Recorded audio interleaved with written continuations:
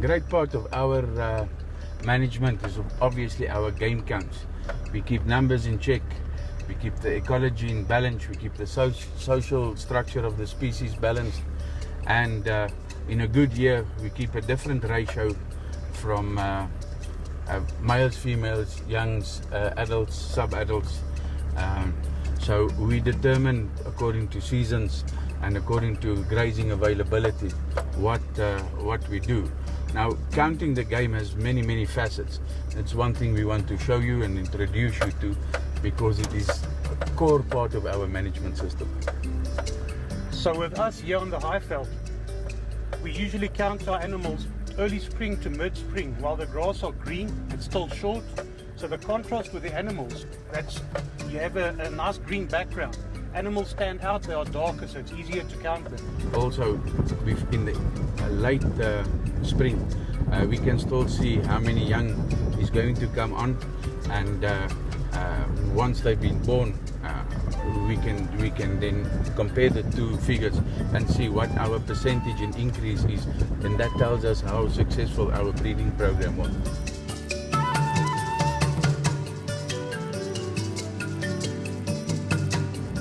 We have a small family herd or a fraction that broke off, and as you can see, there's two of last year's lambs. One's the very light colored ones with the short and thin horns, but the ewes are pregnant as well, but they still have a ways to go before they lamb. But there's one ram in between as well. So they won't lamb whilst he's in the herd. It's just part of this family structure, because the rams are so active and so rough and play that the ewes will drive them out just before they lamb. So it's not the time for this small group to drop their lambs yet. So what happened now is they all were drinking water at the dam. Now what they're doing late morning, they all congregate on the other side in the valley.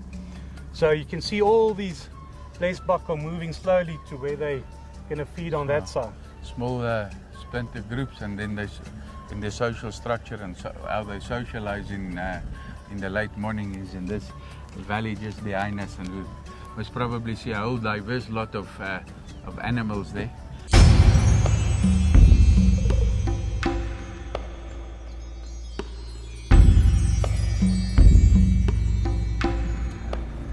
As we surmised, as we guessed, the whole valley is filled with hundreds of buck, springbuck, vleisbuck, black wildebeest, the zebra, ostriches. Fantastic, splendid sight. So we just want to come to a place where we can stop and have a look and glass them with the binos properly.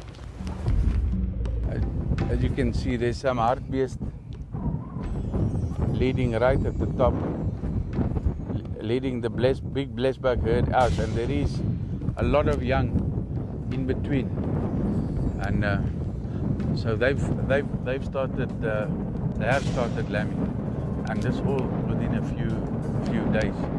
It's incredible how narrow the frequency can come of their delivery. Absolutely amazing. Okay.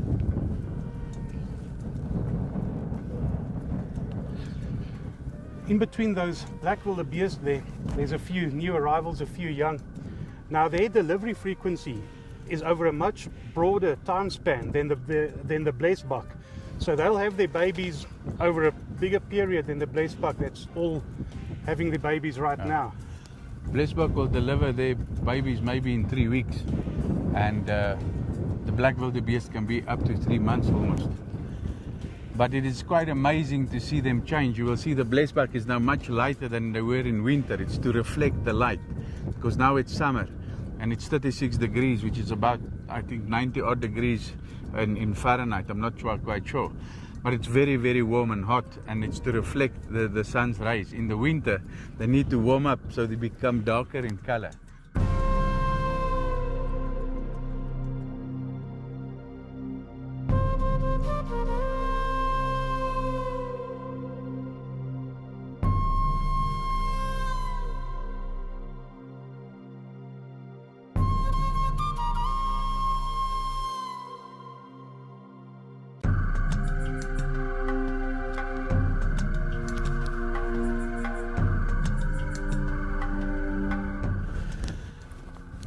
Absolutely amazing.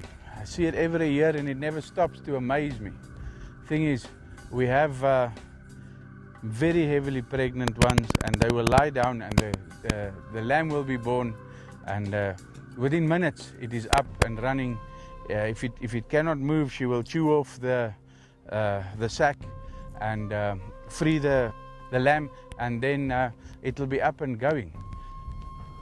And we expect a really super increase this year. Absolutely amazing. Never stops, ever stops.